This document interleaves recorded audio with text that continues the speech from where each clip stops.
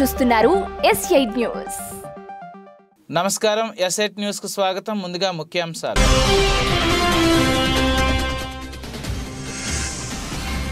ఏడు నెలల గరిష్టానికి కరోనా కేసులు. కొత్తగా 756 మందికి పాజిటివ్.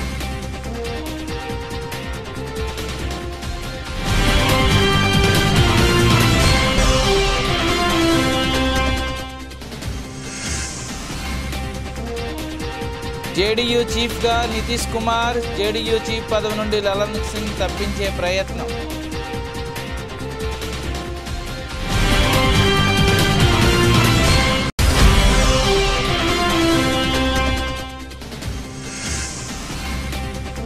కంగారులను ఉతికేసిన అమ్మాయిలు. ఆస్ట్రేలియాపై రికార్డు స్కోర్ కొట్టిన టీమిండియా.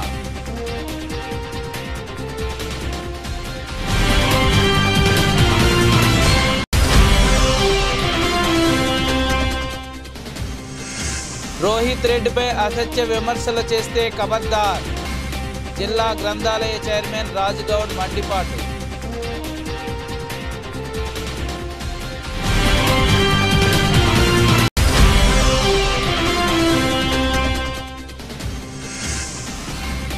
కొసికి మండలం వందగల్లులో హైటెన్షన్, గ్రామస్తులు మూకమ్మడిగా స్కూలుపై దాడి.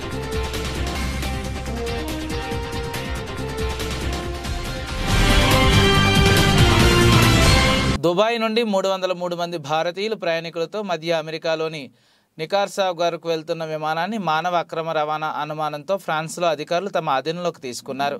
ఈ మేరకు గుర్తు తెలియని వ్యక్తుల నుంచి అందిన సమాచారంతో ఇంధన రీఫిల్లింగ్ కోసం వట్రీ ఎయిర్పోర్ట్లో దిగిన విమానాన్ని అధికారులు నిర్బంధించారని పారిస్ పబ్లిక్ ప్రాసిక్యూటర్ కార్యాలయం శుక్రవారం పేర్కొంది. భారత్లో కరోనా వైరస్ కేసులు క్రమంగా పెరుగుతున్నాయి. శుక్రవారం ఉదయం 8 గంటల నుండి శనివారం ఉదయం 8 గంటల వరకు 24 గంటల వ్యవధిలో కొత్తగా 756 కేసులు బయటపడ్డాయి. తాజా కేసులతో దేశంలో యాక్టివ్ కేసుల సంఖ్య 3420కి పెరిగింది. గత 7 నెలల్లో కేసుల సంఖ్య ఇంతగా చేరడం ఇదే తొలిసారి. ప్రస్తుతం దేశంలో కరోనా కేసులు మళ్లీ పెరగడానికి కొత్త వేరియంట్ JN1 కారణమని తెలుస్తోంది. జనతాదళ్ యునైటెడ్ పార్టీ చీఫ్గా మళ్లీ బీహార్ సీఎం నితిన్ కుమార్ బాధ్యతలు తీసుకునే అవకాశాలు ఉన్నాయి. ప్రస్తుతం జేడీయూ చీఫ్గా రాజీవ్ రంజన్ సింగ్ అలియాస్ లలన్ సింగ్ ఉన్నారు. అయితే ఆయన్ను ఆ పదవి నుండి తప్పించేందుకు నితిన్ యోచిస్తున్నట్లు తెలుస్తోంది. డిసెంబర్ 29వ తేదీన జరగనున్న పార్టీ మీటింగ్లో దీనిపై నిర్ణయం తీసుకునే అవకాశాలు ఉన్నాయి. పార్టీ చీఫ్గా మళ్లీ నితిన్ కుమార్ బాధ్యతలు స్వీకరించనున్నట్లు కొన్ని వర్గాల ద్వారా తెలుస్తోంది. ఆందోళ్ ముక్కోటి ఏకాదశి పర్వదినాన్ని పురస్కరించుకుని శనివారం ఉదయం వైద్య ఆరోగ్య శాఖ, సైన్స్ టెక్నాలజీ మంత్రి దామోదర్ రాజనరసింహ సంగారెడ్డి పట్టణంలో వైకుంఠపురంలోని శ్రీమన్నారాయణను దర్శించుకుని స్వామివారి పల్లకీ సేవలో కుటుంబ సమేతంగా పాల్గొన్నారు. అనంతరం అక్కడి నుండి ఆందోళనలోని శ్రీరంగనాథ దేవాలయంలో రంగనాథ స్వామికి ప్రత్యేక పూజలు నిర్వహించి తీర్థ ప్రసాదాలు స్వీకరించారు. అనంతరం కాంగ్రెస్ పార్టీ సీనియర్ నాయకులు పటోల ప్రవీణ్ కుమార్ జన్మదినోత్సవ సందర్భంగా కేక్ కట్ చేసి శుభాకాంక్షలు తెలియజేశారు.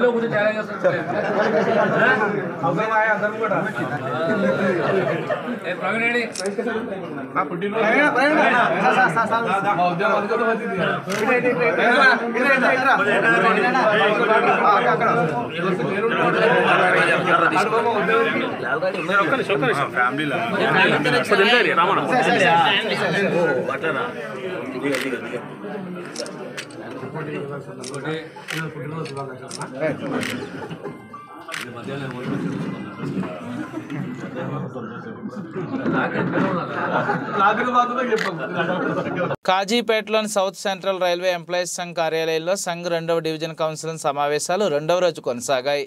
ఈ కార్యక్రమంలో 2వ రోజు సంఘ్ జోనల్ నాయకులు, అసిస్టెంట్ జనరల్ సెక్రటరీ అయిన భరణి భానుప్రసాద్ ముఖ్య అతిథిగా పాల్గొన్నారు. భరణి మాట్లాడుతూ రానున్న రోజుల్లో ఎన్వీఎస్ను రద్దు కోసం చేసే ఉద్యమ కార్యాచరణ తెలియజేశారు. జనవరి 8వ తేదీ నుండి 11వ తేదీ వరకు 4 రోజులు రిలే నిరాహార దీక్షలు నిర్వహించనున్నట్లు జాతీయ joint form for restoration of old pension system ఇచ్చిన పిలుపు మేరకు కార్యక్రమం చేపట్టనున్నట్లు తెలియజేశారు. దీంట్లో ముఖ్యంగా ఈరోజు చర్చించినటువంటి విషయాలు ఏంటంటే వీళ్ళకు దిశానిర్దేశం చేసింది ఏంటంటే జనవరి 8వ తేదీ నుండి జనవరి 11వ తేదీ వరకు రిలే హంగర్ ఫాస్ట్ రిలే నిరాహార దీక్ష చేయాలి అని చెప్పి డిసైడ్ చేశాము. ఎందుకు అంటే కొత్త పెన్షన్ విధానాన్ని రద్దు చేస్తూ పాత పెన్షన్ విధానాన్ని పునరుద్ధరించడానికి మేము ఆల్రెడీ నవంబర్ 20, 21వ తేదీల్లో స్ట్రైక్ బ్యాలెట్ చేపట్టాము. Employees 98% of employees south central రైల్వేలో ఉన్నటువంటి అందరు ఎంప్లాయీస్ కూడా వాళ్ళ యొక్క తీర్పునిచ్చారు, మనం సమ్మెలోకి వెళ్ళాలి అని. ఈ కొత్త పెన్షన్ విధానాన్ని రద్దు చేస్తూ పాత పెన్షన్ విధానాన్ని పునరుద్ధరించడానికి ఎంప్లాయీస్ యొక్క మద్దతు మేము తీసుకున్నాము, వాళ్ళు తీర్పిచ్చారు. దానిలో భాగంగానే గవర్నమెంట్ను మేలుకొల్పడానికి ఈ కేంద్ర ప్రభుత్వాన్ని మేలుకొల్పడానికి జనవరి 8 నుంచి జనవరి 11 వరకు రిలే నిరాహార దీక్షలు మేము కార్యక్రమాలు చేపట్టాం దేశవ్యాప్తంగా. ఇప్పటికైనా కేంద్ర ప్రభుత్వం దిగివచ్చి పాత పెన్షన్ విధానాన్ని ఇవ్వకపోతే మటుకు భవిష్యత్తులో రైల్వే కార్మికులు ఇచ్చినటువంటి తీర్పు ఆధారంగా మేము సమ్మెలోకి వెళ్ళడం గ్యారంటీ. ఎప్పుడో 1977లో సమ్మె జరిగింది అని అందరూ చెప్తూ ఉంటారు, కానీ ఈనాడు 77లో సమ్మెలో పాల్గొన్నటువంటి ఎంప్లాయీస్ కానీ నాయకులు కానీ ఇవ్వట్లేదు. కానీ ఇప్పుడు కొత్త పెన్షన్ విధానాన్ని రద్దు చేయకపోతే మటుకు రాబోయే రోజుల్లో మేము సమ్మె చేసి తీరుతాం, భారతీయ రైల్వేలను స్తంభింపజేస్తాం. పాత పెన్షన్ విధానాన్ని పునరుద్ధరించడానికి ఎంతటి త్యాగానికైనా కేంద్ర ప్రభుత్వ ఉద్యోగులు ముఖ్యంగా రైల్వే కార్మికులు సిద్ధంగా ఉన్నారు అని తెలియజేయడానికే జనవరి 8 నుండి జనవరి 14 వరకు రిలే నిరాహార దీక్షను మేము చేయబోతున్నాం. ఇక ఇదొకటి చాలు. కాకినాడ జిల్లా సామర్లకోట మండలంలో దౌలూరి దొరబాబు చేతుల మీదుగా 8వ తరగతి విద్యార్థులకు ట్యాబులను పంపిణీ చేశారు. ఈ సందర్భంగా ఆయన మాట్లాడుతూ పోటీ ప్రపంచంలో విద్యార్థులు రాణించాలని ప్రభుత్వ పాఠశాలల్లో ఇంగ్లీష్ మీడియం ప్రవేశపెట్టడమే కాకుండా సుమారు 32,000 విలువగల ట్యాబులను విద్యార్థులకు అందజేస్తూ ముఖ్యమంత్రి జగన్ విద్యకు అధిక ప్రాధాన్యత ఇవ్వడం జరిగిందని రాష్ట్ర housing corporation chairman Dauluri Dorababu పేర్కొన్నారు. శుక్రవారం సామర్లకోట మండల పరిధిలో 8వ తరగతి విద్యార్థులకు ట్యాబులను అందజేసే కార్యక్రమాన్ని సామర్లకోట జిల్లా పరిషత్ పాఠశాల ఆవరణలో ప్రధానోపాధ్యాయురాలు యు మీనామాధురి అధ్యక్షతన నిర్వహించారు. ఈ కార్యక్రమానికి ముఖ్య అతిథిగా హౌసింగ్ చైర్మన్ దొరబాబు హాజరై ప్రసంగించారు.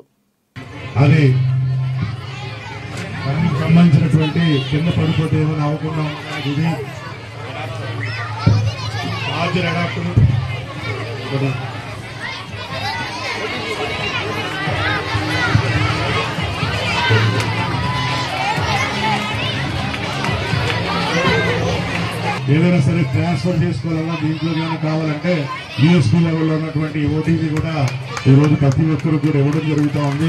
మీ అందరికీ మరొకసారి పిల్లలందరూ కూడా దీన్ని మంచిగా వాడుకుని మళ్ళా మనం మంచిగా వాడుకుని ఇంత వలన ఉపయోగపడాలని మీ అందరూ కూడా మరొకసారి తెలియజేసుకుంటూ సెలవు తీసుకుంటాం. రేపటి నుండి కాకినాడ రూరల్ నియోజకవర్గంలో మనమంతా కలవాలి, చంద్రన్నకు అండగా నిలవాలనే కార్యక్రమం ప్రారంభం.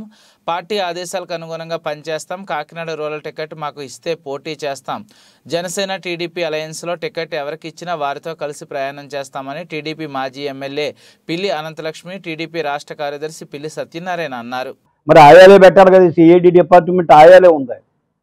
ఆయాలే మరి నడి రోడ్డు మీద ఉడి చేయమని ఒక ప్రధానమంత్రిని 9 సంవత్సరాలు ముఖ్యమంత్రిగా ఉన్న నాయకుడిని ఉరిదీయాలని అంటున్నప్పుడు వాళ్ళు ఈ సిఐడి వాళ్ళు ఏం చేశారో మరి ఒకసారి ఆలోచించుకోవాలని చెప్పి ప్రజలందరూ కూడా ఆలోచించుకోవాల్సిన టైం వచ్చింది. ఇటువంటి దౌర్భాగ్య స్థితి, ఇటువంటి అరాచకమైన పనులు, ఇటువంటి తప్పుడు కేసులు పెడుతున్నప్పుడు రేపు ప్రభుత్వం ఓటు వేయటానికి అడిగినప్పుడు ఏ విధమైన చర్య తీసుకోవాలో ప్రజలు ఆలోచించుకోవాలని చెప్పి మీ ద్వారాగా నేను మనవి చేస్తా ఉన్నా. అంతకన్నా తప్పుభూతంగా నడి రోడ్లు ఉరి తీయాలన్నదే మనిషిని హత్య చేయాలని సంబంధించిన కార్యకర్తలకు హెచ్చరిక చేసేది. ఈయనేమన్నాడో ఎవరెవరు అధికారులు ప్రభుత్వానికి వ్యతిరేకంగా ప్రభుత్వ నియమ నిబంధనలకు ఒడబడకుండా వ్యతిరేకంగా మాకు వ్యతిరేకంగా చేశారు ఆ బుక్లన్నీ మా దగ్గర వాళ్ళ పేర్లన్నీ ఈ రెడ్ బుక్లో ఉన్నాయి. ఈ రెడ్ బుక్లోకి వచ్చాక మేము చూసుకుంటాం. అవసరమైనప్పుడు ఈ లోపల మీ ప్రవర్తన మార్చుకుంటే అభ్యంతరం లేదన్న సూచనలు ఇచ్చే విధంగా మాట్లాడటం జరిగింది. మరి దానికి దీనికి ఎంత వ్యత్యాసం ఉందో ఇవాళ కేసు పెట్టి అరెస్ట్ చేయమని చెప్పారు. అది ఎంతవరకు సమంజసమో చూడండి. ఇటువంటి పరిస్థితుల్లో ఈ ప్రభుత్వం చేస్తున్న పెట్టుతున్న తప్పుడు కేసులు, చంద్రబాబు నాయుడు గారి కేసు అవ్వచ్చు, రకరకాల రింగ్ రోడ్ అలైన్మెంట్ కేసు, రకరకాల కేసులు ఉన్నాయి, రకరకాలు ఉన్నాయి. ఎప్పుడున్నా ఈ 4 సంవత్సరాలు 7 నెలల్లో ఎప్పుడు కూడా జ్ఞాపకం రాని కేసులన్నీ కూడా ఇవాళ జ్ఞాపకం వచ్చి ఒకదాని తర్వాత ఆయన జైల్లో ఉండగానే అనేక రకమైన కేసులు పెట్టడం జరిగింది. ఆయన ఉద్దేశం ఏంటంటే ఇవన్నీ పోగేసుకుని ఉంచి ఆఖరికి ఈయన జైల్లో ఉంటే మనం విచ్చలవిడిగా తప్పుడు విధానంతో, తప్పుడు ఓటర్ లిస్టులతోటి, తప్పుడు సిస్టమ్స్ తోటి మనం నెగ్గొచ్చు, మళ్ళీ ముఖ్యమంత్రి అవ్వచ్చు. ఈయన బయట ఉంటే దోపి సాగదు అనే ఉద్దేశం మీద ఈయన ఈ కార్యక్రమం చేసి కేసులన్నీ ఒకదాని మీద ఒకటి పెడుతున్నాయి. ప్రజాస్వామ్య దేశం ఇది, ప్రజాస్వామ్య రాష్ట్రం. ఇక రాష్ట్రంలో ప్రజలు ఎన్నుకుంటారు. ఇక్కడ ఎన్ని వేల కోట్ల రూపాయలు ఖర్చు పెట్టినా, ఎన్ని రకాల లూటీలు చేసినా ప్రజలను వాళ్ళు ఎగుటేసేటప్పుడు చెయ్యట్టి వేయించుకోవటం కుదరదు. ఈ ప్రజాస్వామ్యంలో ఈవీఎంలో తప్పుడు స్టేట్మెంట్లు ఇచ్చి ముఖ్యమంత్రి అవుదామన్నది తప్పు. తప్పనిసరిగా ప్రజల గుణపాఠం చెబుతారు. దానికి తగ్గట్టుగా మా కార్యకర్తలందరూ ఇక్కడి నుంచి ఈ 100 రోజులు కూడా రాత్రింబగళ్ళు ప్రజలను ఇన్స్పైర్ చేయడానికి ఏ విధమైన కార్యక్రమాలు చేయాలో ఆ విధమైన కార్యక్రమాలు చేసి బూత్ లెవెల్లో management, booth level water management వరకు, బూత్కి వెళ్ళే వరకు కూడా మా కార్యక్రమం మేము చేయడానికి రేపు ఎల్లుంట్లో. మాల మహానాడు వ్యవస్థాపక అధ్యక్షులు స్వర్గీయ పివి రావు చేసిన సేవలు చిరస్మరణీయమని తెలంగాణ మాల మహానాడు రాష్ట్ర అధ్యక్షులు మంత్రి నరసింహయ్య కొనియాడారు. తెలంగాణ చౌరస్తాలో ఏర్పాటు చేసిన పివి రావు వర్ధంతి కార్యక్రమానికి ముఖ్య అతిథిగా హాజరై ఆ మహనీయుని చిత్రపటానికి పూలమాలలు వేసి ఘనంగా నివాళులర్పించారు. ఈ సందర్భంగా రాష్ట్ర అధ్యక్షులు మంత్రి నరసింహయ్య ముఖ్య నాయకులు కలిసి మాట్లాడారు. పూలమాలలు వేసి జ్యోతి ప్రజ్వలన చేసి ఘనంగా నివాళులర్పించడం జరిగింది. స్వర్గీయ పివి రావు గారు మాలమౌనాన్ని స్థాపించి ఎస్సీ వర్గీకరణ వ్యతిరేక పోరాటం చేసి దళితుల ఐక్యత కోసం కృషి చేసినటువంటి గొప్ప నాయకుడు స్వర్గీయ పివి రావు గారు. ఆనాడు చంద్రబాబు నాయుడు ఎస్సీ వర్గీకరణ చేసి దళితులను విచ్ఛిన్నం చేయాలని ఓటు బ్యాంకు రాజకీయాలు చేస్తే సుప్రీంకోర్టు ద్వారా ఇది ఎస్సీ వర్గీకరణ చెల్లదు, ఇది రాజ్యాంగ విరుద్ధం, ఇది ఎస్సీ వర్గీకరణ సాధ్యం కాదని తేల్చి చెప్పినటువంటి గొప్ప నాయకుడు స్వర్గీయ పివి రావు గారు.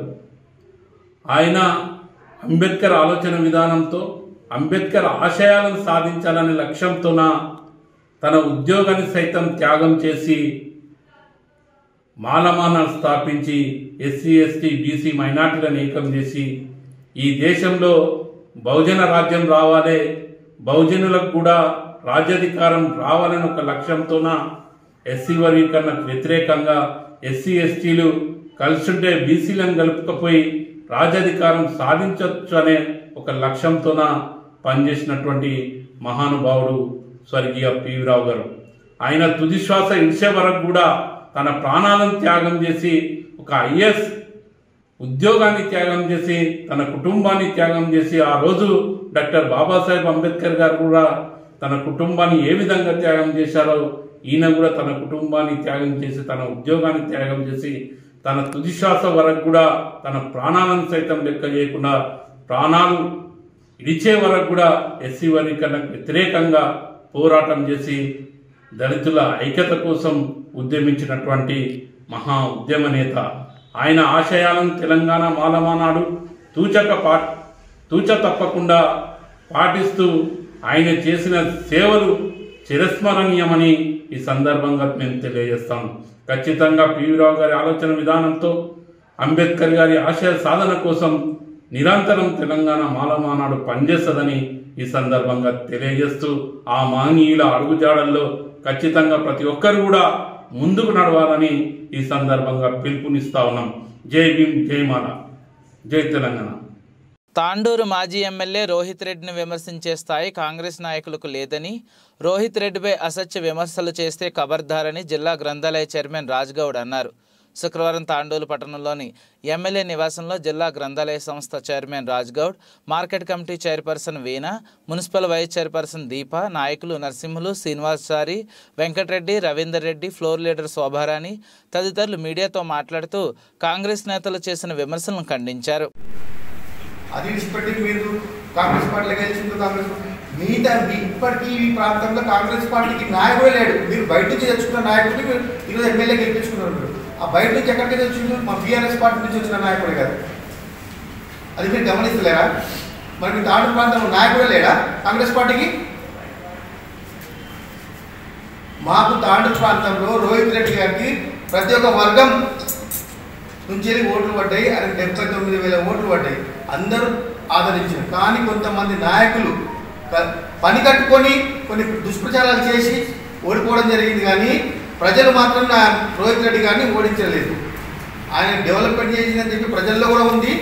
ఈ ప్రజలు కూడా ఇప్పటికీ నమ్ముతున్నారు అతన్ని. కానీ ఈ నాయకులు ఈరోజు నిన్న స్టేజ్ మీద కూర్చొని మాట్లాడే నాయకులు ఉన్నారు చూసావా, ఆ రోజు రోహిత్ రెడ్డి గారితో పనులు తీసుకున్న వాళ్ళు ఉన్నారు. ఈరోజు మురళీగౌడ్ మాట్లాడుతున్నారు. మురళీగౌడ్కి గ్రంథాలయ చైర్మన్ భిక్ష పెట్టింది ఎవరు? రోహిత్ రెడ్డి గారు కాదా? లేకపోతే నీకు గ్రంథాలయ చైర్మన్ వచ్చేదా? ఈరోజు మాజీ గ్రంథాలయ చైర్మన్ అని రాసుకుంటున్నావు నువ్వు. కబడ్దార్ నాయకులు ఈరోజు తాండూరులో అభివృద్ధి కనబడతలేదా? మీ కళ్ళు ఉన్న కబోతులు ఈరోజు రోహిత్ రెడ్డి గారు ఎంత కష్టపడి ఈరోజు ఫ్లైఓవర్ పాత ఫ్లైఓవర్ శాంక్షన్ చేయించడం జరిగింది. మార్కెట్ యార్డ్కి 30 ఎకరాలు తీసుకురావడం జరిగింది. దానికి ఫండ్స్ 10 కోట్ల రూపాయల ఫండ్స్ కూడా టెండర్ కూడా అయిపోయింది ఉన్నది. ఇండస్ట్రియల్ పార్క్ కూడా టెండర్ కూడా అయిపోయింది ఉన్నది. ఇన్ని కోట్ల వర్క్ అది కనబడతలేదా మీకు?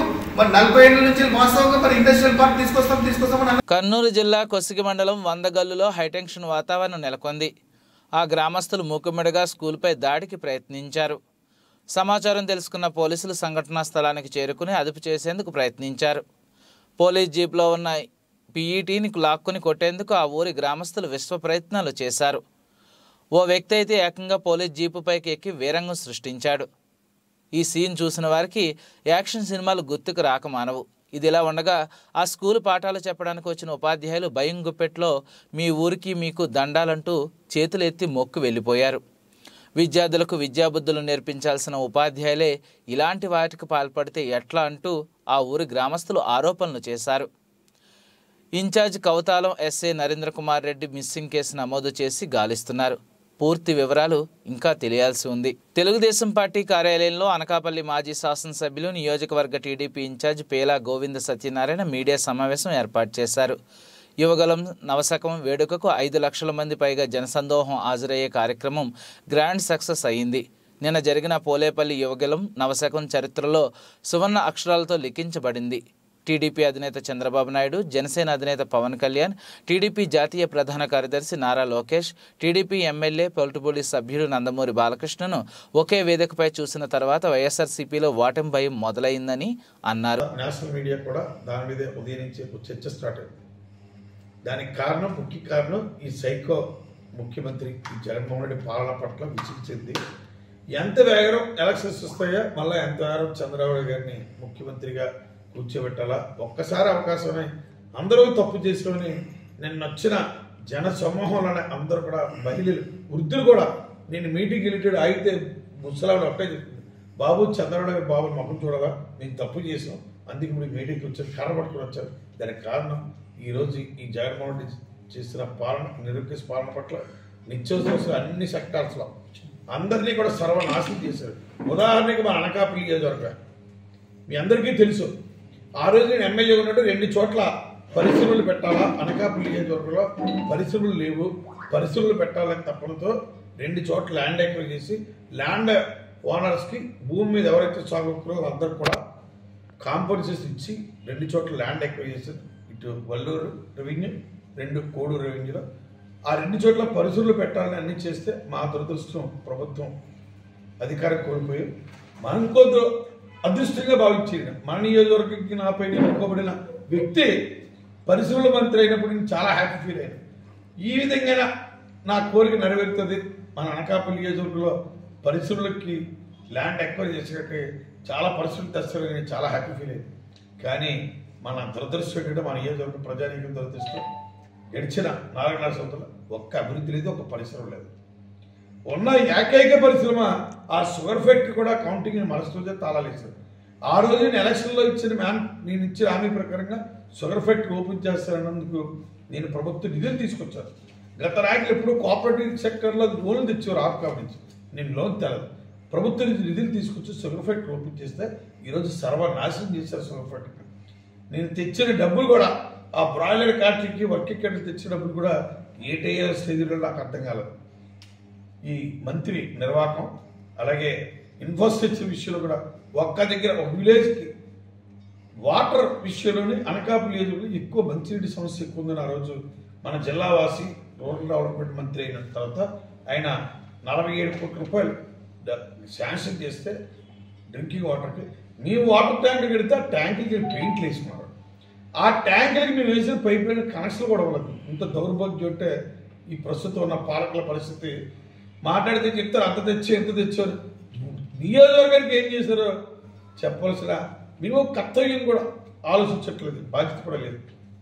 ఏదో జనాల దండుకోవడానికి దోచుకోవడానికి ఎలా హెరాస్మెంట్ చేయాలో ఇలా ఆలోచనలు తప్ప ఒక్కరోజు కూడా ఈ రోజుకి స్థానిక శాసనసభ్యులు కానీ స్థానిక పార్లమెంట్ సభ్యులు కానీ ఆల్ డిపార్ట్మెంట్స్ ప్రెస్ ముందు పెట్టి ఒక్కరోజు కూడా రివ్యూ చేసిన పాపాలు పోవాలి. మా పార్లమెంట్ సభ్యులు ఎప్పుడు ఎంతసేపు పార్లమెంట్లో సక్సెస్ అంటారు, ఏంటో నాకు అర్థం కావట్లేదు. మా మంత్రి గారు చూస్తే ఎంతసేపు ఎవరిని ఎలా మోసం చేయాలి, ఎవరిని ఎలా డబ్బులు దొరుకుతారో ఆయన చూసుకుంటారు. మా నియోజకవర్గం సర్వనాశనం అయిపోయింది. ఈరోజు రాష్ట్రమే కదా అనకాపల్లి నియోజకవర్గం మరీ వరాతపరంగా నాశనం చేశారు. ఈ ల్యాండ్ పూలింగ్ అన్న కొత్త జీడి తోటలో కాకినాడ జిల్లా పిఠాపురం శ్రీ పద్మావతి సమేత శ్రీ వెంకటేశ్వర స్వామి వారి ఆలయంలో ముక్కోటి ఏకాదశి సందర్భంగా మూలమూర్తి అర్ధరాత్రి 1 గంట నుండి విశేష అభిషేకాలు అర్చకులు నిర్వహించారు.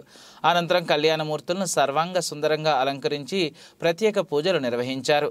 తేటా ప్రసాద్ అనే భక్తుడు ఇచ్చిన నూతన గరుడ వాహనంపై ఉత్సవమూర్తులను కొలువుదీర్చి ఆలయ ప్రాకారంలో తిరువీధి ఉత్సవం మంగళ వాయిద్యాలు గోవింద నామస్మరణ నడుమ నిర్వహించారు. అనంతరం అశేష భక్తజనం స్వామి అమ్మవార్లను దర్శించుకుని ఉత్తర ద్వారం ద్వారా బయటకు వచ్చారు. ఈ కార్యక్రమంలో ఆలయ అర్చకులు రామకృష్ణాచార్యులు, నరసింహాచార్యులు, కిరణ్ అయ్యనర్ తదితరులు ఉన్నారు.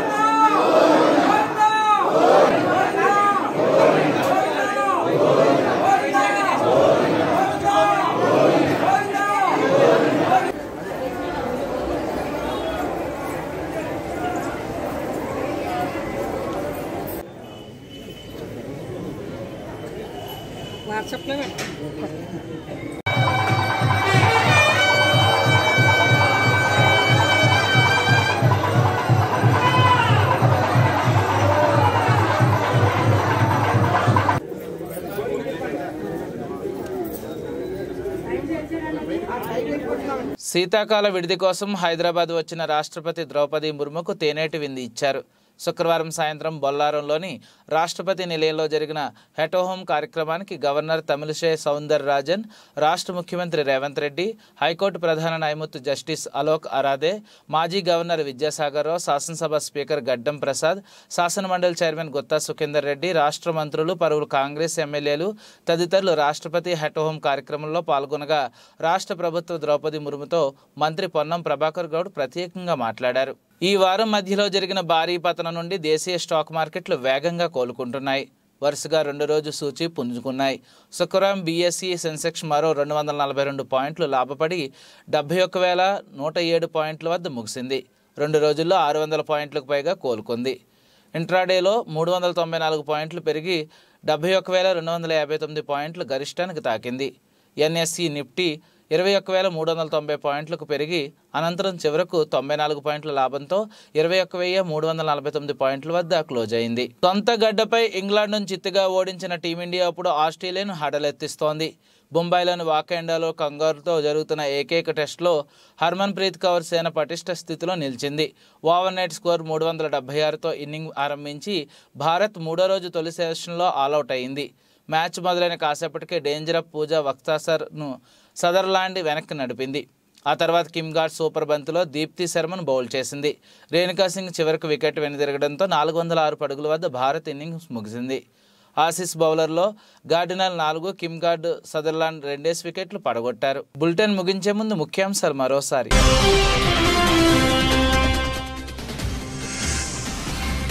7 నెలల గరిష్టానికి కరోనా కేసులు. కొత్తగా 756 మందికి పాజిటివ్.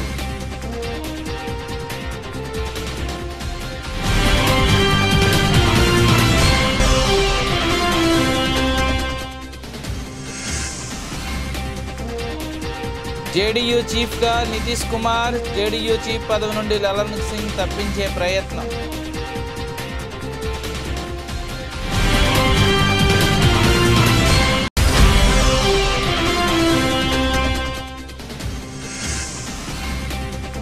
కంగారులను ఉతికేసిన అమ్మాయిలు. ఆస్ట్రేలియాపై రికార్డు స్కోరు కొట్టిన టీమిండియా.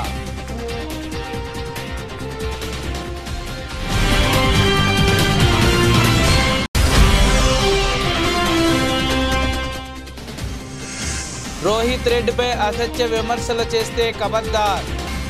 జిల్లా గ్రంథాలయ చైర్మన్ రాజుగౌడ్ మండిపాటు.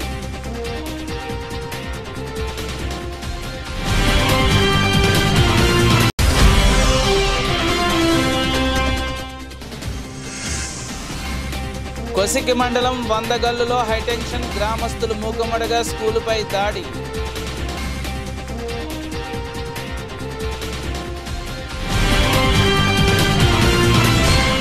ఈ బులెటిన్ ఇంతటితో సమాప్తం. తిరిగి మరిన్ని వార్తా విశేషాల కోసం చూస్తూనే ఉండండి.